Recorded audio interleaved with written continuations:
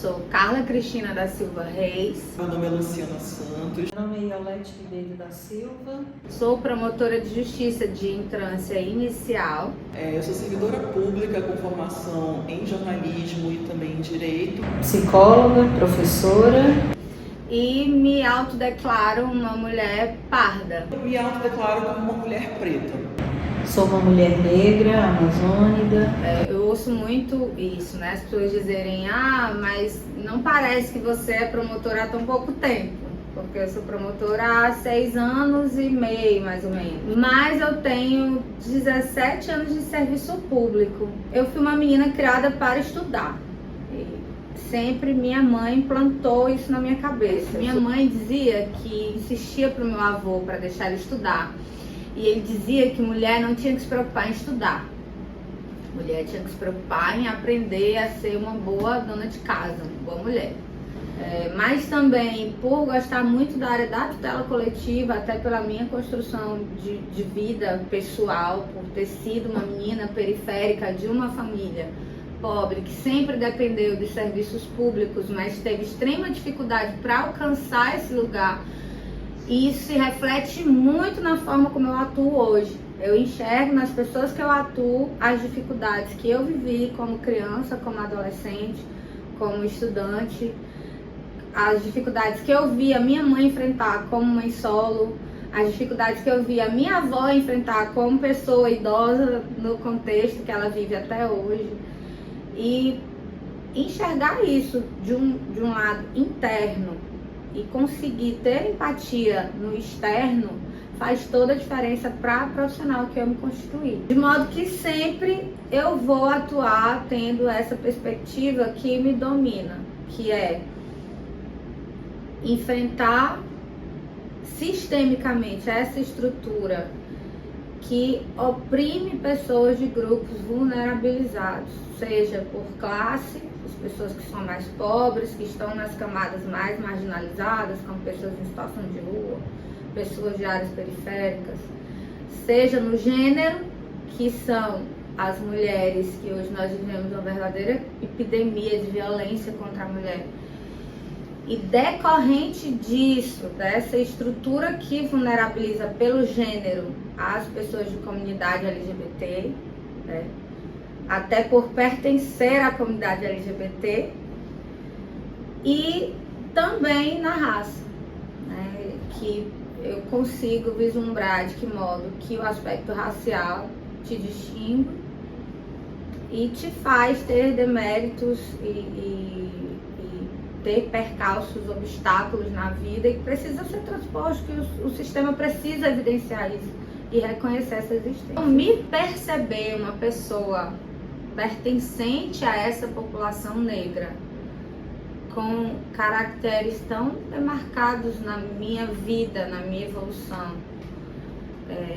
dessa cultura, né, que a gente carrega, desse jeitinho de ser, da forma de criar, de comungar, de se aquilombar, né, traz toda a diferença na vida, no pessoal, no profissional, e essa interlocução é constante. Tomei posse cacheada. Eu acho que isso disse muito sobre mim, porque naquele momento eu estava me afirmando, eu estava apresentando institucionalmente. E na verdade eu mudei o meu estilo, a minha aparência, muito mais para transparecer o que eu sou, do que para esconder quem eu sou. Essa liberdade eu tenho. Apesar dessa estrutura que por vezes te traz esse lugar de não pertencimento, eu tenho feito esse exercício cada vez mais para ser reconhecida como uma pessoa pertencente. Hoje eu consigo enxergar isso dentro do Ministério Público mesmo, como uma referência dessa área racial e como alguém que é consultado, que é validado. Se não, chama a Carlinha, vamos conversar com a Carla em relação a esse evento, vamos formatar, vamos ver o que a Carla pensa. E é muito sobre isso, sobre eu ter sim mudado meu jeito de vestir, de comportar, de ser, mas estrategicamente para mostrar muito mais de mim nesse lugar e para pertencer, representar, né? E ser uma referência de, olha, legal, aquela pretinha, eu posso chegar lá. Os olhares, as piadas, isso afeta, mesmo sendo promotora de justiça. Essa semana mesmo eu relatei num momento aqui, numa palestra de assédio sexual e discriminação, que eu fui abordada assim, de modo extremamente inconveniente por um dos atores ali no ambiente de um júri que eu estava fazendo, e a pessoa chegou e disse: ah, doutora, a senhora nos deixa tontos. Assim, sem entender e sem reação. Eu não entendi.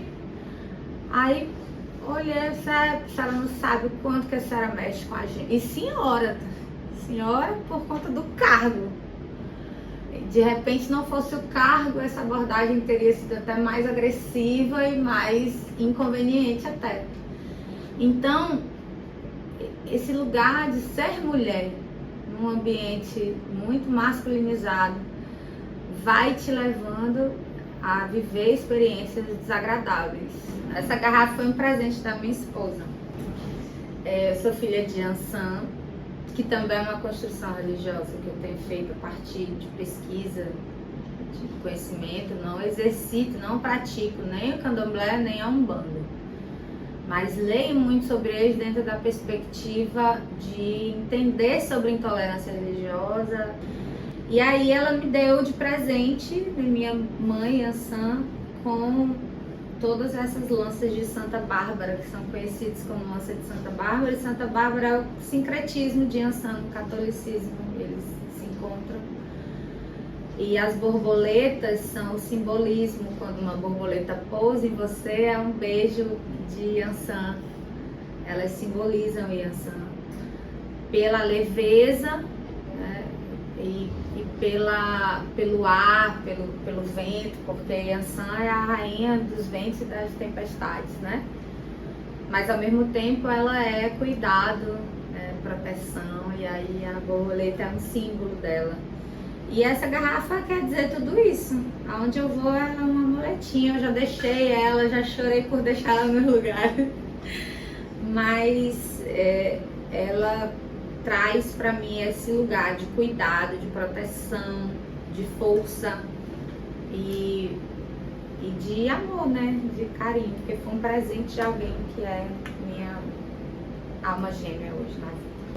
A minha primeira graduação ela é em jornalismo, né, em comunicação, sou egressa da UFAM. Depois passei no concurso público, né, atualmente permaneço no mesmo local, que é a Assembleia Legislativa do Amazonas.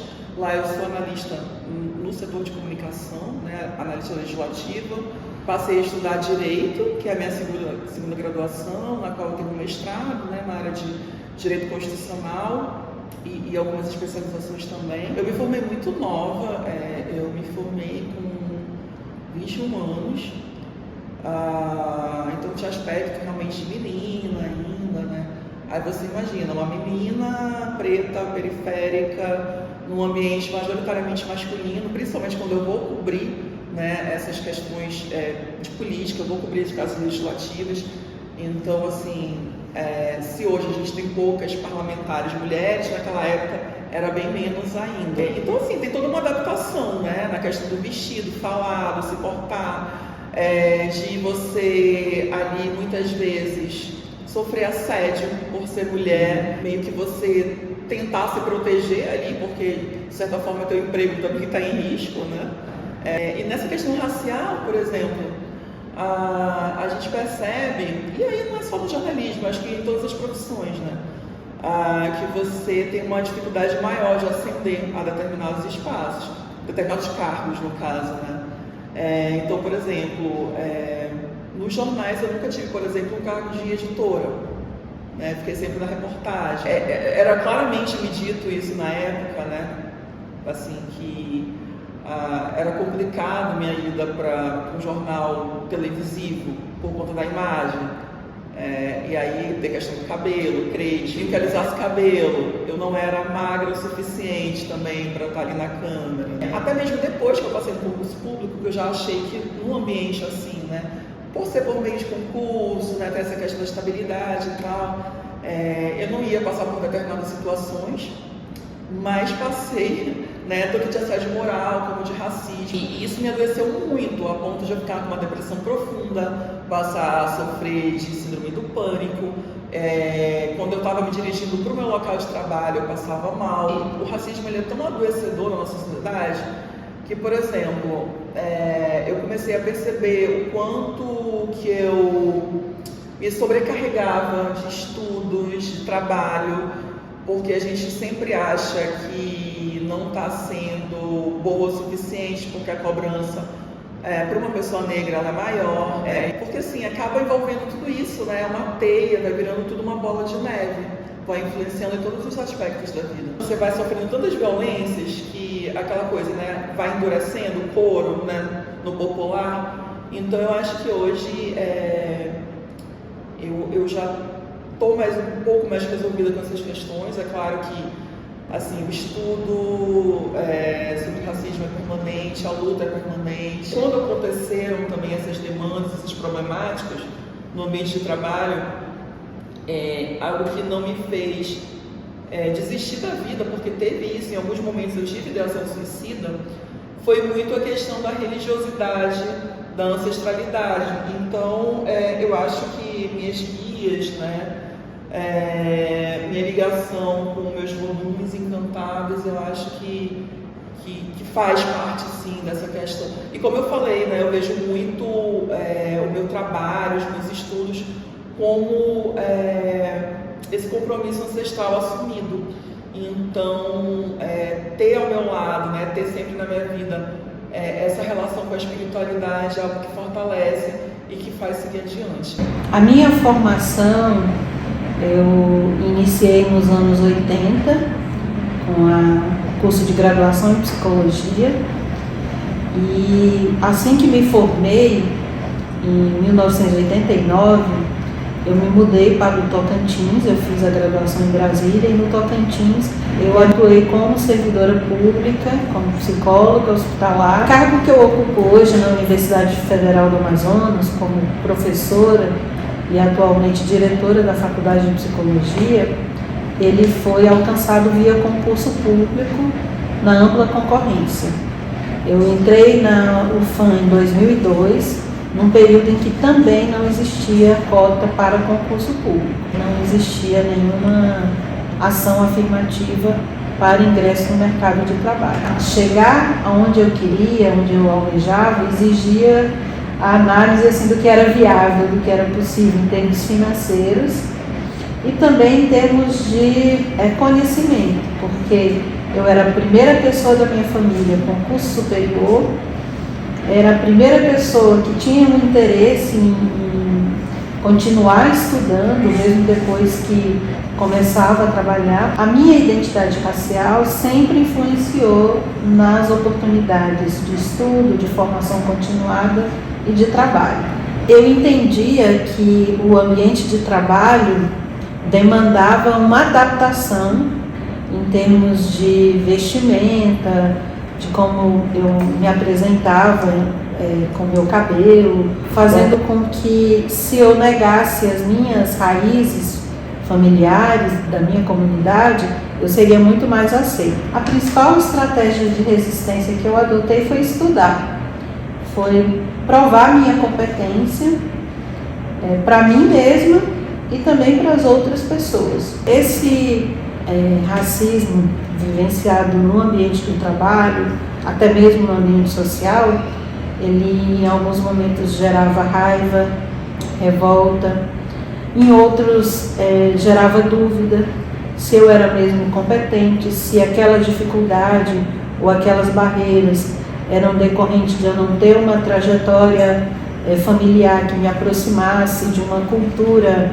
valorizada por aquela comunidade. Já ocorreram e continuam ocorrendo vivências de racismo no meu ambiente de trabalho, dentro da universidade ou mesmo em outros espaços que eu já frequentei em decorrência da minha atuação como pesquisadora. Essas situações, a partir do momento que a gente começa a compreendê-las e entender que elas não decorrem de uma atitude nossa, dá mais força para lutar, dá mais motivação para realizar o trabalho que eu realizo no campo da educação, no campo da formação e também a militância junto aos movimentos sociais, porque eu acredito muito que a produção de conhecimento e a criação de espaços para que outras pessoas também se apropriem desses conhecimentos pode ser libertador.